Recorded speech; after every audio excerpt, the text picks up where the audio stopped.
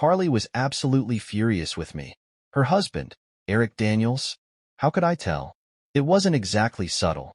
As we drove back from a party thrown by her friends, Megan and Chris Bennett, she sat pressed against the car door, her arms crossed and wearing an expression that could sour milk. And why was she so upset? Well, I suppose I had every reason to assume responsibility for ruining her night. It was quite the misstep, after all. Should I feel bad for embarrassing her, the mother of our 3 kids? Maybe. But what exactly did I do to cause this disaster? I picked the wrong key. You see, there's a peculiar twist to the Bennett's parties, something Carly conveniently left out when she suggested we attend. Turns out, at the end of these get-togethers, the wives toss their house keys into a bowl. Each husband randomly selects one, and whoever's key they pick, they spend the night with her in, shall we say, an unconventional way. Carly knew about this tradition, but I sure didn't. And when the night wound down and I realized what was about to go down, I nearly lost my mind. I grabbed her by the arm and pulled her into the kitchen. Did you know this is how the night was supposed to end? I demanded, glaring into her eyes. Her smirk was maddening. She wasn't the least bit remorseful. Yes, Eric, I knew, she said calmly. And you didn't think to tell me? I asked, still reeling. Of course not. I knew you'd never agree if I did, she replied, her voice utterly unconcerned. You're absolutely right. I don't agree, and I still have a choice in this. We're leaving. Now, I said firmly. She rolled her eyes. We can't just leave, Eric. That would be rude. You'd be putting me in an awkward position. I couldn't believe my ears. An awkward position? Carly, you're suggesting we throw away our marriage vows for one night of cheap thrills. It's not about throwing anything away, she argued, her tone cool but resolute. It's just one night. It might even spice things up for us. I need this, Eric. I need to feel wanted, not just like a wife and a mother. You need this? I shot back, my voice rising. No, what we need is to leave. Ignoring her protests, I dragged her back into the living room where everyone was gathered around the infamous bowl, ready to pick their keys. Carly struggled against my grip, but I didn't let go. Once we reached the table, I grabbed the bowl, dug around for a moment, and pulled out our house key, easily recognizable by the green keychain. Holding it up, I addressed the room. I wasn't informed about the nature of tonight's event, I announced. And let me make one thing clear. My marriage is sacred, and I won't be sharing my wife with anyone. The room fell silent. There were a few grumbles of discontent, but I didn't care. I turned to Carly, who stood there, red-faced and fuming. Carly, this is your choice, I said coldly. You can come home with me and leave this nonsense behind, or you can stay here and not come home at all. I'm leaving. The tension in the air was palpable as everyone waited for Carly's response. Finally, she spoke, her voice tight with frustration. I'm sorry for my husband's behavior, she said, addressing the group. I'd love to stay, but I suppose it's best if I leave. She followed me out to the car begrudgingly. As soon as we got in, she rounded on me. You're insufferable, Eric. How could you embarrass me like that in front of everyone? We'll never be invited to one of their parties again. Embarrass you? I shot back, gripping the steering wheel. What about how you embarrassed me? You planned to sleep with another man tonight and didn't even tell me. You could have picked another woman, and we both could have enjoyed ourselves, she snapped. I don't want another woman, Carly. I yelled, my voice filled with disbelief. I've always been faithful to you, and I'm disgusted that after 10 years of marriage, you want to sleep with someone else. It would only be one night, Eric. Just one night out of all the years we've had together. That's not too much to ask, is it? She pleaded.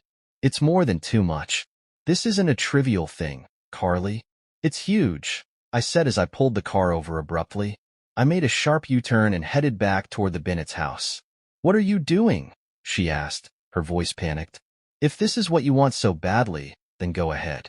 I won't stop you, I said, my voice like steel. Go back to your party and have your adventure. Her face went pale. What are you saying? I'm saying you can go ahead and sleep with someone else, Carly. But if you do, it's over between us. She hesitated, her hand hovering over the door handle. Can you pick me up in the morning? she asked weakly. No. Whoever you end up with can drive you home, I said flatly. Her expression darkened. You're making this sound so dirty, Eric. It's not like that. It's exactly like that, Carly, I replied. You're about to spend the night with a stranger. If you walk back into that house, you're walking away from me forever. Carly sat in silence for a moment before opening the door. See you in the morning, Eric, she said defiantly, slamming the door behind her. No, you won't, I whispered as I drove away, my heart shattering into pieces. I dialed Carly's number, and she picked up after the third ring. Hey, babe, she said casually. Brian and I just got into bed, so I can't talk long. Her nonchalance made my blood boil. Shut up, Carly, I said, my voice icy. This is the last time you'll ever hear from me. You have no idea what you've done, but you're about to find out. Enjoy your night with Brian, because when you wake up tomorrow, our marriage will be over. Got it? You're finished. Her voice faltered. Eric, what are you saying? Don't be like that. I never thought I'd say this, Carly, but I hate you more than I ever loved you, I said, my voice cracking under the weight of my emotions. Expect to hear from my lawyer next week. With that, I hung up. 30 seconds later, my phone rang again. It was her. I let it go to voicemail. Eric, her message began, her voice trembling. Why are you doing this? How can you say those things to me? I'm your wife. Can't you just let me have this one night? Brian and I are just getting started, and now you're ruining everything. I don't even know if I can enjoy being with him now. I felt sick to my stomach, but the message wasn't over. We're not getting divorced, Eric, she continued. I'll be home tomorrow, and we can talk this out. I'd come home now, but I promised Brian I'd spend the night with him. Please try to understand. He got my key, and I told him he could have me. I can't go back on that now. She paused, and I heard her speaking softly in the background, presumably to him. Then, as if to twist the knife deeper, she whispered into the phone, Oh God, yes. Brian's ready. Her voice softened again as she returned to the message. I love you, Eric. I'll always love you. See you in the morning. My stomach churned as I listened to her words. I couldn't stop myself. I called her back. The phone rang several times before going to voicemail. By then, I knew Brian had already claimed her. I left her a final message. Carly, it's clear you're with him now. You're enjoying everything he's giving you. All the new sensations. You've broken my heart, and I'll never forgive you for it. You kept your promise to Brian, but you couldn't keep your vows to me. From this moment on, you can be with as many men as you want, but you've lost me forever. Carly never called back. I knew why. Once she became entangled with someone, nothing else mattered. I wasn't sure if she even listened to my message. Either way, it didn't change anything. Our marriage was over. I finished the rest of my six-pack, trying not to think about what Carly and Brian were doing. I didn't want to picture her in bed with him, doing all the things she used to do with me, but I knew she would. Carly had always been vocal during sex, and tonight would be no different. Eventually, the alcohol took its toll, and I passed out, tears still streaming down my face. I woke up hours later, the harsh reality hitting me all over again. My wife had betrayed me. Now, I had to figure out how to protect my kids, separate myself from Carly, and ensure that everyone at that party felt the consequences of their actions. We lived in Norwood, Mississippi, a picturesque town on the Gulf Coast. Fortunately, Mississippi law recognized adultery as grounds for divorce. That might help me avoid paying alimony and could even bolster my chances of gaining custody of the kids. But I needed a good lawyer, a great one. In fact, I showered, got dressed, and called my mom around 7:30 a.m. to explain what was happening. My mom was as shocked as I was by Carly's actions, but she promised to keep it quiet around the kids for now. I told her I'd pick them up once I had things sorted out. Even though it hurt to admit, I knew Carly would probably get temporary custody of the kids. She'd always been a good mother, at least until now. After last night, I couldn't think of her the same way.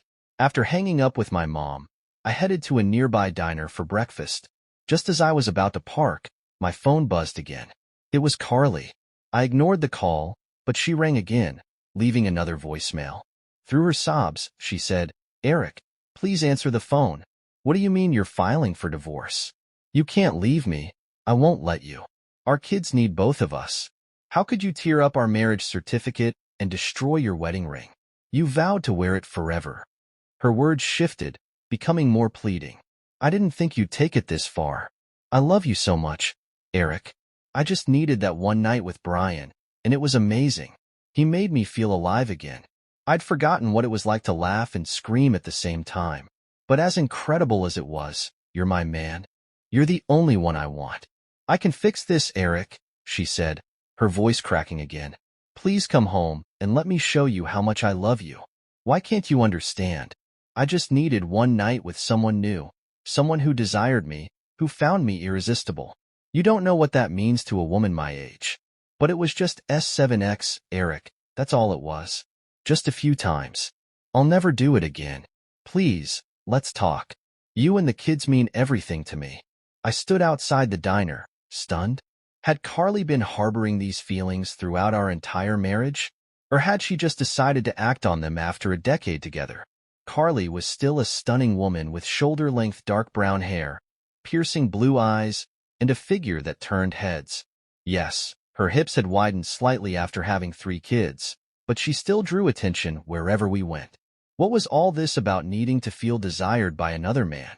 I had always shown her how much I loved and wanted her. I surprised her with flowers, planned weekly date nights, and constantly reminded her how beautiful she was. But apparently, none of that mattered. She craved something new, something thrilling, and in doing so, she destroyed everything we'd built together. I went inside, ordered some coffee, and stared out the window as reality settled over me. Carly's betrayal wasn't just physical, it was emotional. She had torn apart our trust, our family, and the life we'd built for a fleeting thrill. There was no forgiveness for this. I knew what I had to do. After finishing my coffee, I stepped outside, took a deep breath, and called the number of a lawyer I'd heard about, a tough, no-nonsense divorce attorney. It was time to take the next step. What would you have done if you were in my shoes? Let us know in the comments. I regularly surprised Carly with flowers, and we had weekly date nights. We weren't the kind of couple that had drifted apart, or at least, that's what I thought. From my perspective, we had a strong connection and a good marriage. I even bought her alluring lingerie and made a point to affirm her beauty and my love for her every day. Until last night, I believed we had a fulfilling love life. We were intimate at least 3 times a week, and she always seemed to enjoy herself, reaching multiple climaxes each time. So what did I miss? What could I have possibly overlooked? Despite my lack of appetite, I walked into the diner, found an empty table, and ordered scrambled eggs, toast, and black coffee. I barely touched the food but went through at least 6 cups of coffee. I had never felt so lost, so hollow, so utterly defeated. I'd heard people talk about wishing for death, and for the first time, I understood. The only thing keeping me from sinking completely into despair was the thought of my children. They needed me. I had to keep going for them, to navigate the mess Carly had created and carve out a future for us. That realization gave me strength. I just needed a plan. Carly called me nonstop that day, but I sent every call to voicemail. Her messages were filled with pleas for understanding, but not once did she apologize. There was no admission of guilt, just an insistence that she needed that one night and that my role as her husband was to support her. She said they'd only had 3 times that night, and once in the morning. That's it, she claimed, as if that somehow made it less of a betrayal. She also mentioned she might not have turned off her phone in time and was worried I'd overheard her with Brian. The audacity of her voicemails only twisted the knife deeper. The only silver lining in this mess was that I now had enough audio evidence of her infidelity to use in court. I didn't know if it would be enough, but it was certainly damning. The next day, I began putting things into motion. I visited my kids at my mom's house. She mentioned that Carly had already called to check on them and asked where I was. Mom told her I was devastated and didn't want to talk. According to Mom, Carly broke down crying and claimed she didn't understand why I was acting this way. Mom reassured her that no man would tolerate his wife flaunting a night with another man in his face. Carly asked if she should pick up the kids, but Mom advised her to let them stay a few more days until things settled down. When I arrived, the kids were thrilled to see me. They asked where their mom was, and I told them she was busy with a special project and that they'd be staying with Grandma a bit longer. We played games, had dinner together, and I kissed them goodnight before heading back to the motel. Before calling it a night, I drove past my house one last time. Tears welled up as I realized what I had lost, something I could never get back. Oddly, I didn't see any unfamiliar cars in the driveway. Maybe Brian's car was in the garage, or maybe she was alone. A single light glowed from the kitchen window. Against my better judgment, I parked a block away and approached the house from the side. Peering through the kitchen window, I saw Carly sitting at the table. A nearly empty bottle of Grey Goose sat beside her. Her hair was a mess, mascara streaked down her cheeks, and she was wrapped in a robe. Her head rested on the table, surrounded by a pile of used tissues. For a fleeting moment, I felt sympathy, but that was quickly replaced by the memory of what she'd done. She had made her choices, and now she had to live with them. I resisted the urge to knock on the door and instead returned to my car, driving away with a small sense of satisfaction. Maybe she was finally beginning to understand the magnitude of her actions. If she needed comfort, she could go to Brian.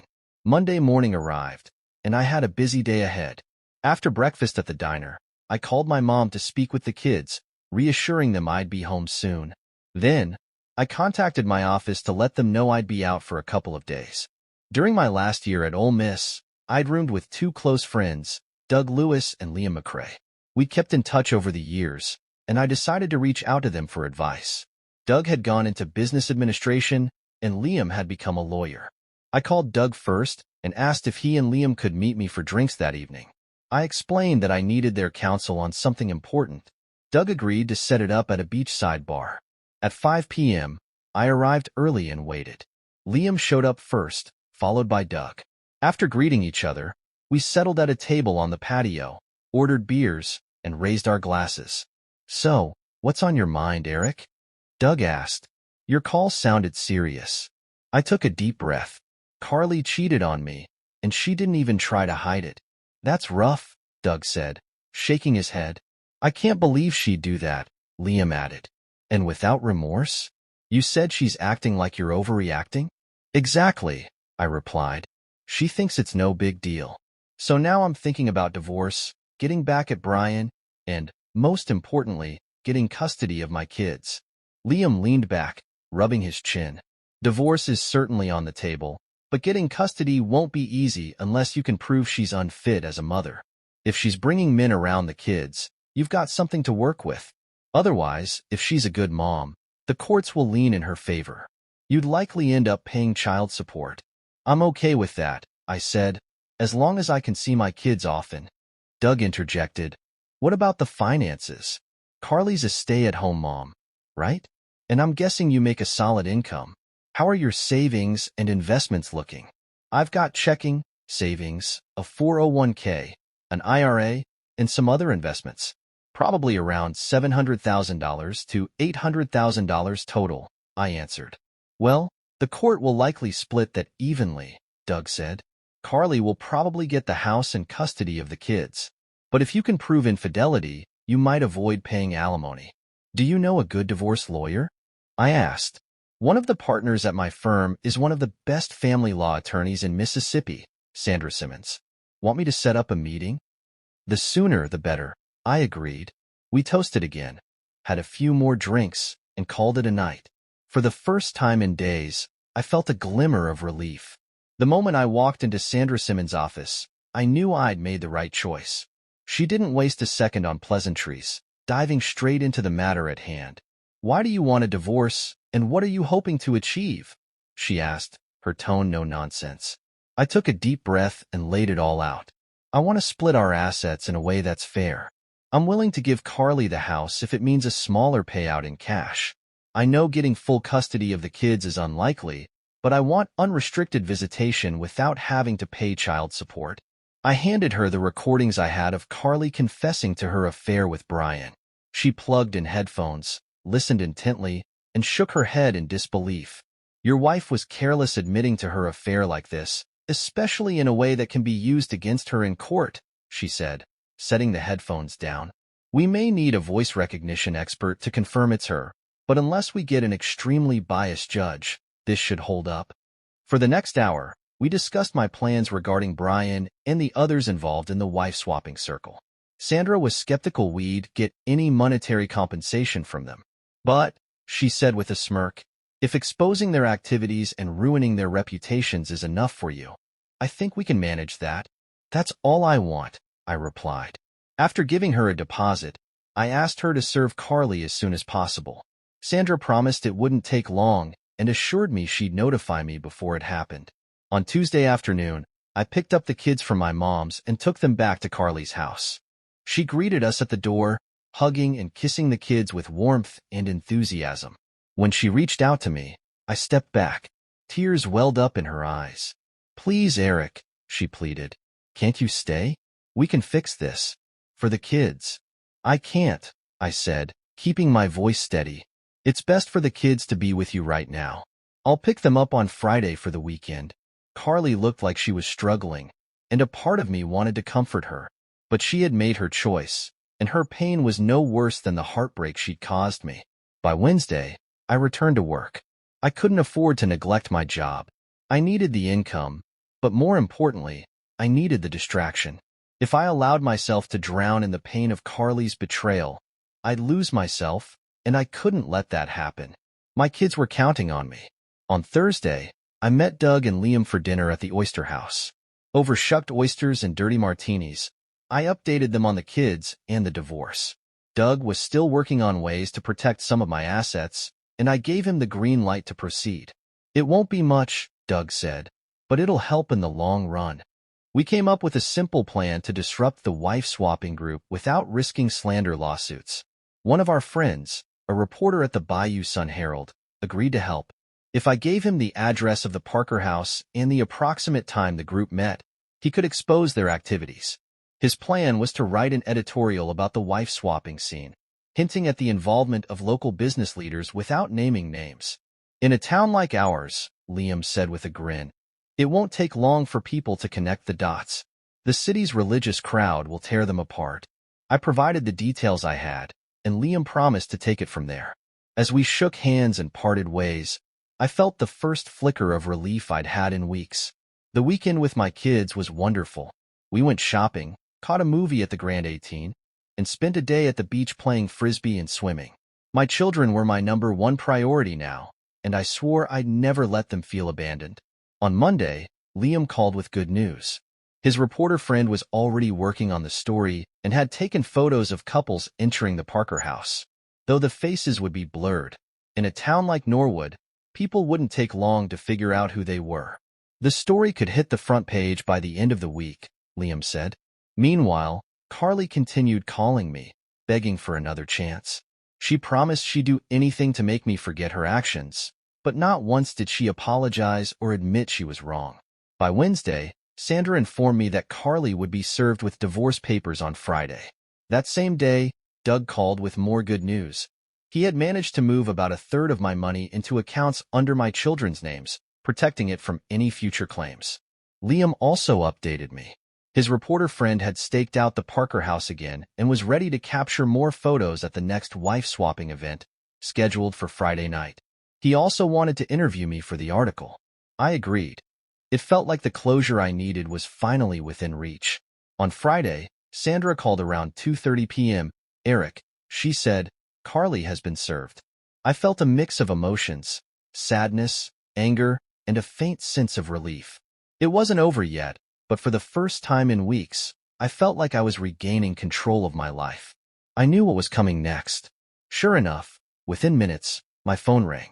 Hi, Carly, I said calmly, already bracing myself for the inevitable confrontation. What did you do, Eric? She demanded, her voice sharp with anger. I filed for divorce, just as I told you I would, I replied, keeping my tone steady. There will be no divorce, she cried, her voice cracking. Spending one night with another man isn't cheating, Eric. I have to disagree, I said firmly. Having love with someone other than your spouse is infidelity, Carly.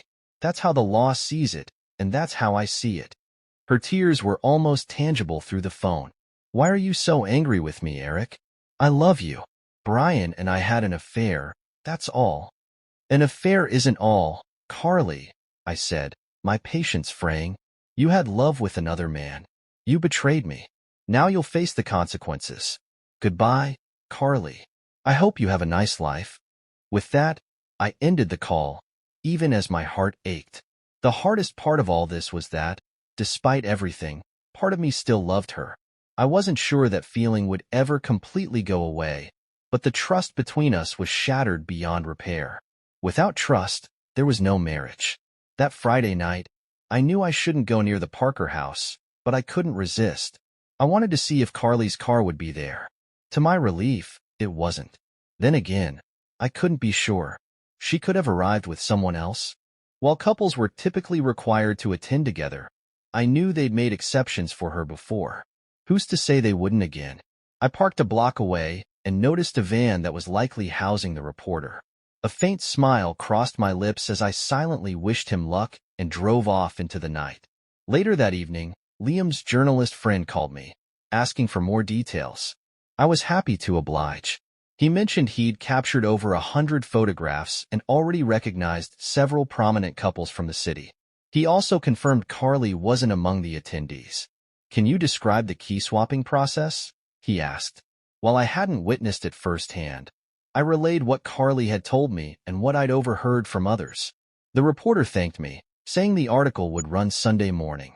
By Sunday, the article was splashed across the front page of the Bayou Sun-Herald. The headline was bold and scandalous, sparking outrage across the city. The main photo showed couples entering and exiting the Parker house, their faces blurred but easily recognizable by their clothes or cars. Inside, the story spanned 4 full pages, complete with more photos and a detailed write-up of the events. By Monday morning, the city was in an uproar. Local radio and TV stations couldn't stop discussing the scandal. The religious community erupted in protest, and civic leaders decried the city's tarnished reputation. Lawsuits began flying left and right as exposed participants scrambled to protect themselves.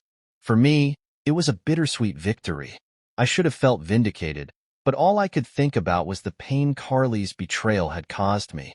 Carly continued trying to reconcile, but her efforts were futile. Our divorce was finalized, granting us joint custody of the kids. She had them on weekends, and I had them during the week.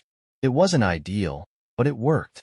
In the end, I spared her the humiliation of sharing the audio of her confession with her family and friends. It wasn't for her sake. I did it for our kids. They didn't need more drama in their lives. As for the couples involved in the key parties, some divorced and moved away. Others simply vanished from the social scene altogether. The Parker house was eventually sold, and the parties stopped, at least publicly. Carly started dating again, but it was clear she still didn't understand why her actions were so unacceptable. As for me, I dated a few women, but none that I was ready to settle down with. A few wanted to move in, but I couldn't bring myself to hand over a key.